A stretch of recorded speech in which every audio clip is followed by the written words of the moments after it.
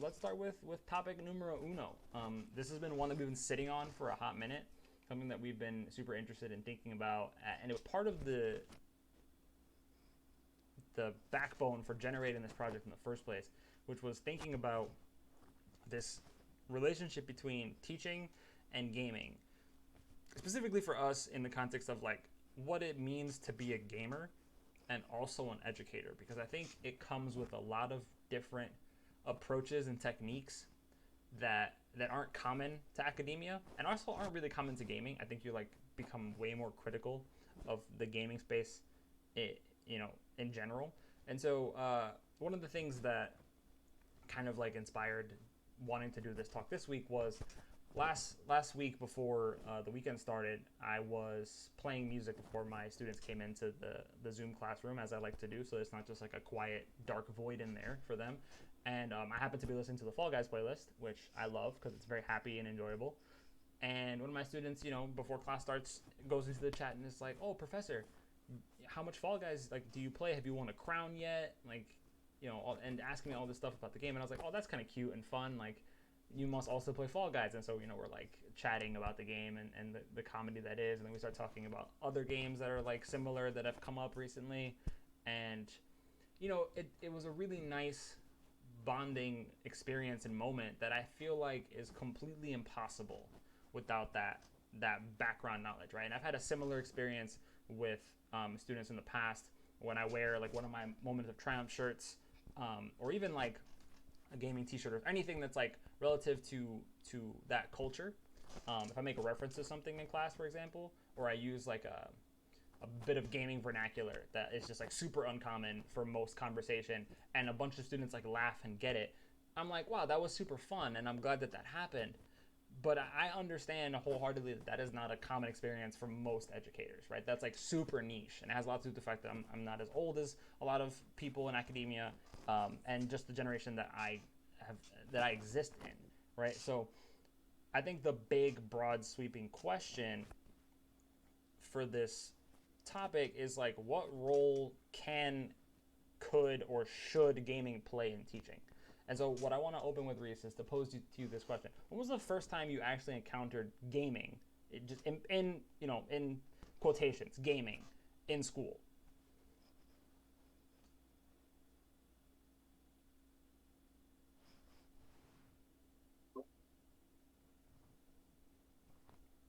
You don't know. You are not speaking audibly enough for the mic to hear you. Nope. Um, is your computer trying to connect to your Bluetooth headset at the same time? Because maybe that's what's messing it up. No, I don't have a Bluetooth headset. Can you hear me now? I can, yeah. All right, then maybe we just go with the built-in. My 840s are having it done. Um, Um, can you not do audio in your headset and then mic through the thing? Does it just get confused? no, no. Okay, that's fine. Um, I mean, I distinctly remember like getting punished for catching Pokemon like during class when I was a kid. Yeah. Um, but I think the first time that like gaming was an integral part of my learning was actually when I went to boarding school. We had a Super Nintendo, and it was the only console that we could have. Like, no, you couldn't bring a TV, you couldn't bring anything. Um, but the dorm had a Super Nintendo, and we had Mario World, and it was basically like the dorm came together to beat the cartridge, and when we got to the end, to the last castle, we reset and we did it all over again. Mm-hmm. And that wasn't like a part of my education. That was just integral to my experience at an educational institution. I don't know that, like in my classroom experience, I don't think that it's ever been a part of it for me, like as a student. Right. And that's how I feel too. I feel like the only memory I have is like the substitute teacher. We are having like a day off of classes or something, and like I distinctly remember in like early middle school playing like Oregon Trail, like on a day where there's just like a sub who's like, I have no lesson plan. There's nothing for you to do. like play this game on your like 19 Windows 97 computer where like you just travel through America and like make decisions about your caravan, right? Which is like a weird sort of relationship to like navigate with no context, right?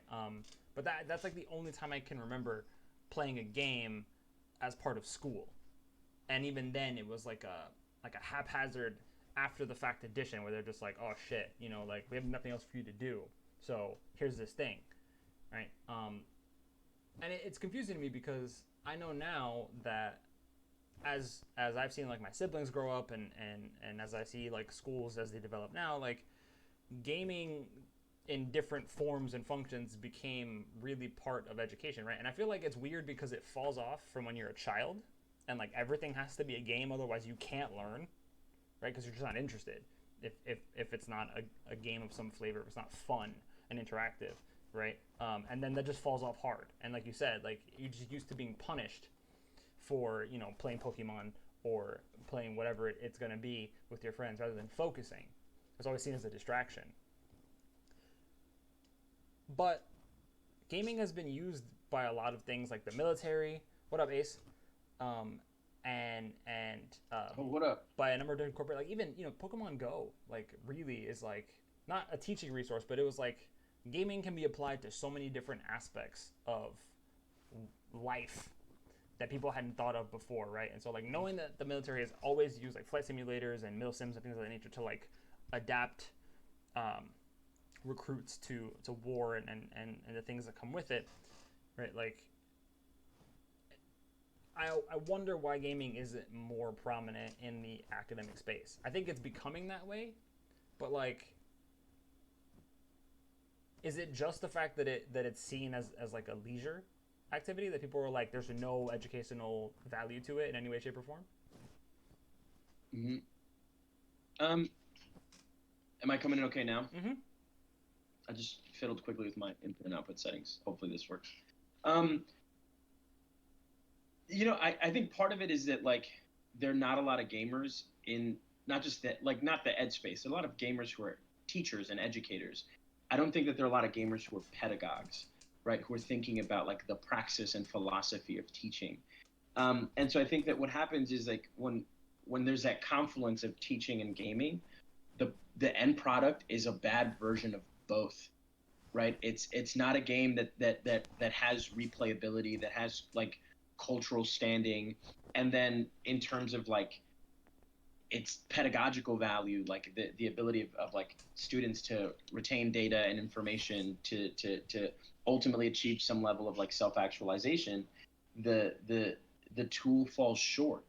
And so I think that part of the issue is that what we have right now is that the few modalities that sort of straddle these spaces of education and gaming are like edutainment. And so they're cheap versions of both, right? They don't satisfy in any way. Like for me, one of the things that comes to mind immediately is Kahoot, right? These like ready-made kind of like little pop quizzes um, that I don't use a lot of, um, which isn't to say that I don't ever use it. Um, and part of it is like it becomes like the path of least resistance, right? And I think that there's an urge to find that now in a moment where lots of people are sick and fucking tired of Zoom. I was actually talking to Sophie about it yesterday. She was like, there's just like palpable disaffection, and she's an artist, right? So I can't even imagine, like, that's not even my space. I can't imagine trying to do the work that she does with kids at a distance. And so there's something like so disaffecting about virtual learning and distance learning, especially if you never signed up for this shit. Um, that like something like Kahoot becomes this like easy inroad of like keeping people plugged in and keeping folks' cameras on.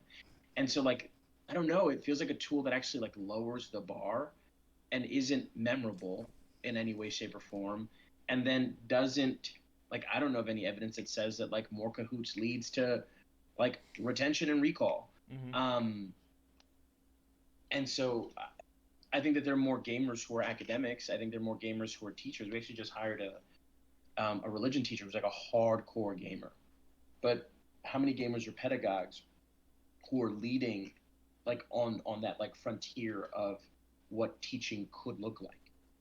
I don't know, dog. Yeah, and I think you raised like a really interesting point, right? That there's like a time component to it, there's a tech component to it, um, and so I was reading this article that came out of UPenn because apparently there's a graduate course there called Video Games and Virtual Worlds as Sites of Learning and Engagement, which sounds pretty dope actually, and it's in their School of Education, and the person who developed the course like argues essentially that part of the reason that gaming like in its pedagogical form isn't part of the classroom is one because there's just like there's always the access part which is hard, right? Like, and we think about COVID and how like we've forced people to find tech and internet access because otherwise they can't get to their education, right? So there's always been that issue.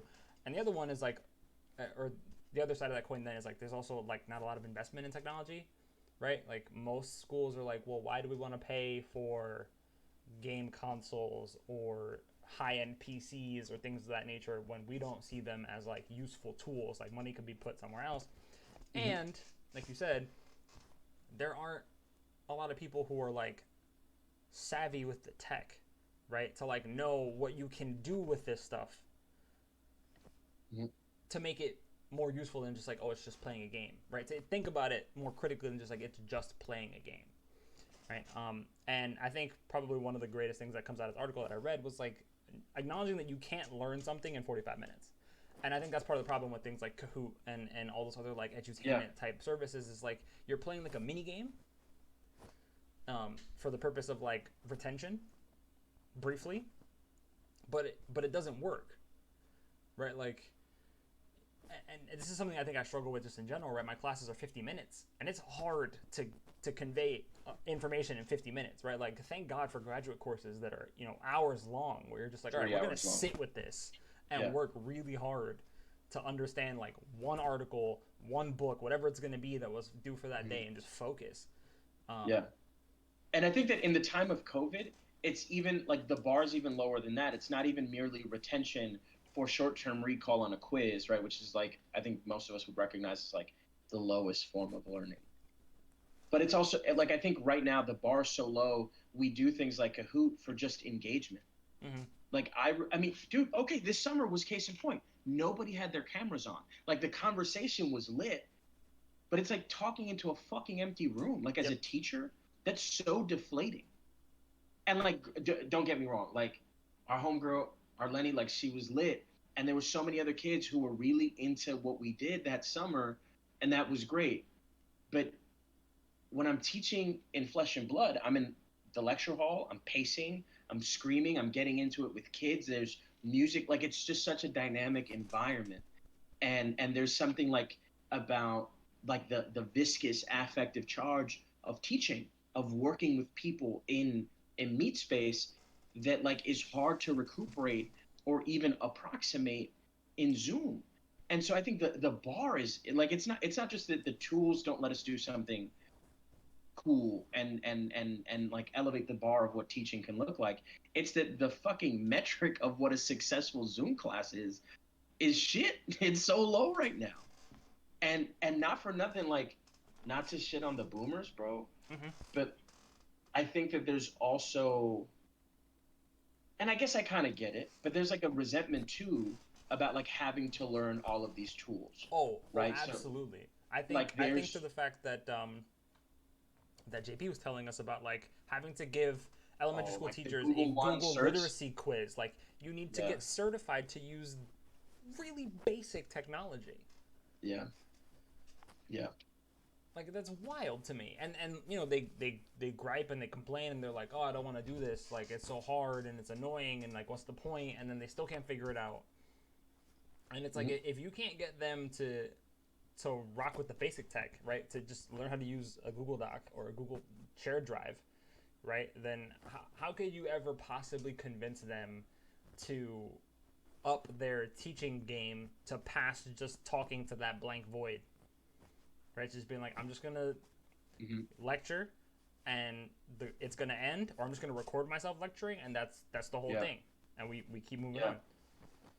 And I think that that's particularly pernicious, Mothman, in environments like the ones that you're and I are in, right? I'm at a private school, and you're at a university. Like university, especially like large land grant universities, do not give a single fuck about teaching, right? And lots of the faculty members who are hired at those R1, R2 schools, teaching's a chore, right? Teaching for many people is an afterthought, and nobody is trained as a teacher.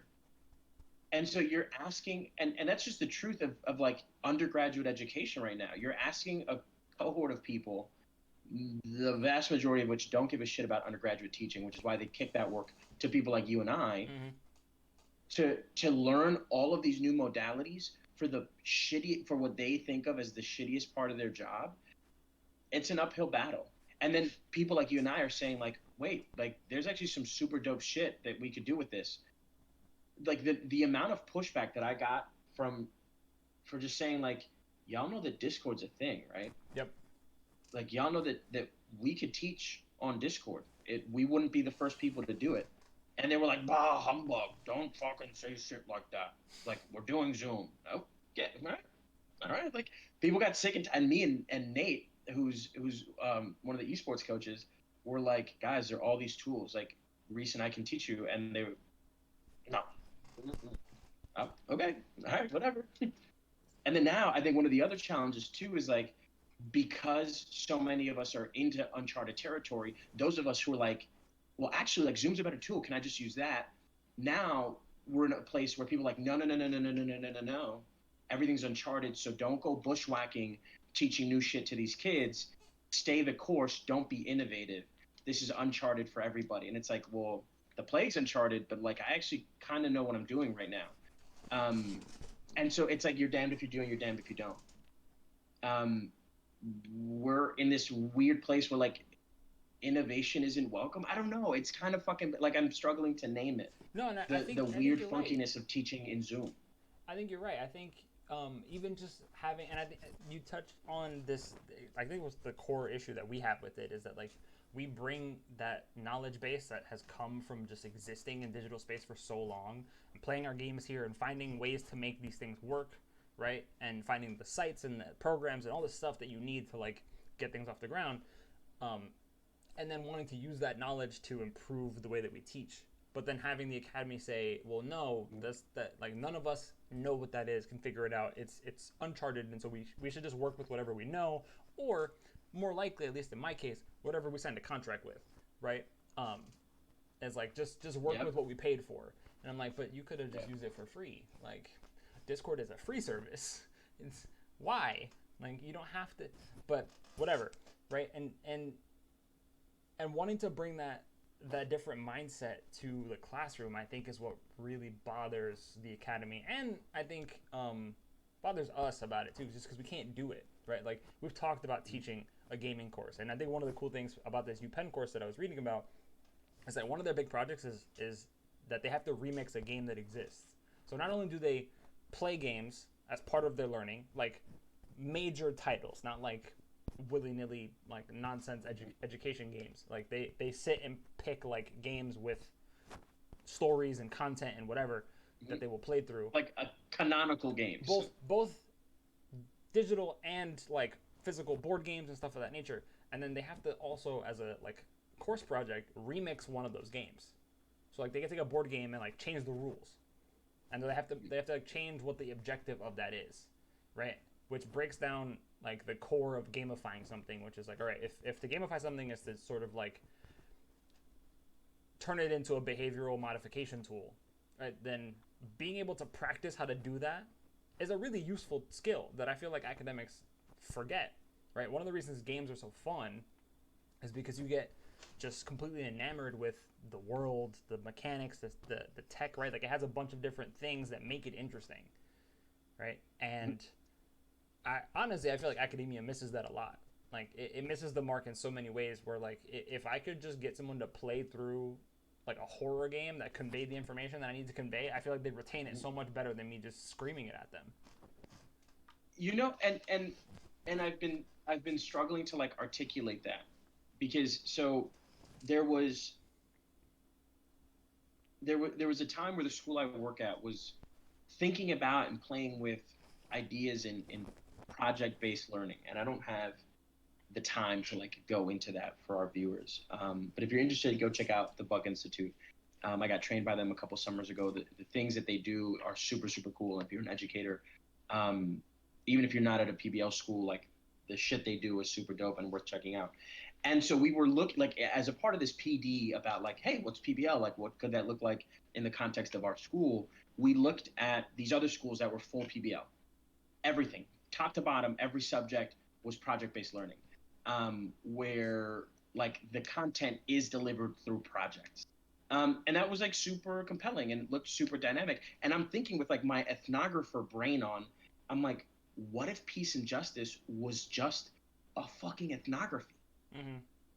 Right? Like we're moving across the city of Philadelphia, like doing service projects and interviewing people and like going to community centers, right? Like my brain was going in all kinds of different directions.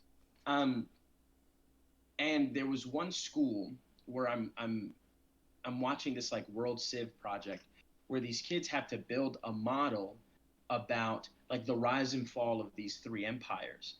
And what rubbed me the wrong way about it was that really it was an engineering project and the nodes were fundamentally like irrelevant. They were so much more caught up in like how the pieces moved than the intricacies of like the political historical relationships that they were meant to be mapping, that it felt like this is a project for the sake of a project. Mm-hmm. Right? This is a square peg in a round hole. I'm not seeing the value added here. And there's a part of me that says, if you want to learn Marx, you get black coffee, you get good headphones, and you sit down and you fucking read Marx, right? That there's no corner cut, which isn't to call PBL corner cutting, right? But you have to reckon with Marx's Marx to get at his ideas, right? And that like there's only so much David Harvey I could read before eventually I'm called to read Das Kapital myself. That's my take, right? And I'm a theory guy. Maybe other people disagree, but as I hear you speak, as I heard you share that idea about the horror game, I thought immediately of BioShock. If you're reading Ayn Rand in a lit class, Yep. it makes perfect sense to play BioShock. Yep. You want to teach that text? It's a perfect complement, right? Because it pulls so deeply from those ideas. Which isn't to say that like you play BioShock instead of reading Ayn Rand, but that it can supplement that, right? Yeah. And I don't know. I feel like we could be imaginative, and I think that, and I think there's more to be done in the gaming and teaching space outside of just gaming being content. I'm more interested in seeing how gaming can become a modality. But I think one of the challenges, and I'm sensitive to time, so maybe we just leave this on the table. It's up to you. But I'd be curious to hear, Mothman, how you felt about your grades and your grade curve at the end of the spring. I'm not like the harshest grader, but at this spring, there was like a significant inflation in my grades. And I think part of it was like I'm teaching to this like these shifting tides, and I imagine lots of other people was looking for consistency in the path of least resistance as I was trying to find my way. And so I guess my question, like for the people who inherit this, like the educators who inherit this question long after us, is like, what does rigor look like, right? What do standard, not standardization, but what, like in a moment where gaming is a modality, what are the metrics? What are the benchmarks for excellence? I don't know, man. So I'll offer this, and maybe this will be my final thought, because I think you're right. It's dangerous, especially to people who are like stalwart advocates of the black coffee headphones and just doing the fucking work approach, right? Like to say that playing a game could be content, even in like a class where you're doing like programming and you're trying to break down that game and to understand how it was built, right? Mm-hmm. That it's weird when it's the content, but at the same time, right, like what ends up happening if you do it in a way similar to a graduate seminar where it's it's, so in the lit example, right? If you're required to both read Atlas Shrugged and play BioShock outside of class time, right? Because I feel like for a lot of people, like they see the game as like something they would have to do as a class. Otherwise, they feel like people wouldn't do it, wouldn't be engaged in it, or whatever, right? But if you could extend class time outside of like the brick and mortar sense, where you're just like, on your own, play through this thing, read this book, and class is solely dedicated to figuring out how they work, to making sense of how someone took this traditional text and converted it into a digital format and told you a story that helped you understand, what the main points were. Because that might be the way that you sort of bridge the gap, right? To sort of help gaming leave that leisure space and become a tool, right? To become something that is a positive force for comprehension, right? Because I would argue that you could make somebody play like, I don't know, fucking Diablo, and do it in a stats class, and have them try to figure out the math for how that game works. Yeah. Like how to min max a war. Seriously, could you like see? But that's the thing, because I think about like, to round out my point, I think about like when you approach stuff as a gamer, and the the games that I played, and the way that my brain works when I'm playing games. Like I've had Hoagie joke about when we started playing Warzone, and he would ask me for a loadout, and I could just recite it to him. And I'm like, one, my retention for information is really high, and I think that's partially because like I've been just storing info for games for decades. But then like min-maxing, doing that math in my head, trying to figure out like all of these weird ways of thinking and articulating information that aren't naturally found in any other space. I feel like that's one of the most powerful tools that gaming has that we don't talk about, right? Not to mention the fact that it serves like really important things for like connection and social emotional work, right? Like imagine just prescribing that your students now all play Animal Crossing together outside of class time. Like, yo, I know we have to come to class and you hate it, but like when we're not together, just go build your island and trade vegetables and fish and shit, and like build community in the way that we, play Xbox together. Just like that work is also super important, and it feels like people devalue it because it's tied to the game. They don't see it as something useful for just like maintaining sanity. Like, how much more stuff like and that's the thing, I feel like I've learned random shit from you, like reading what you're writing while we're playing a game, or us having like a strange philosophical debate in the middle of stuff going on. Like there's some debate. Like, there's some beautiful moments in there for like really just learning something and breaking it down to its like core functions in a space that doesn't require you to be in full learning mode all the time.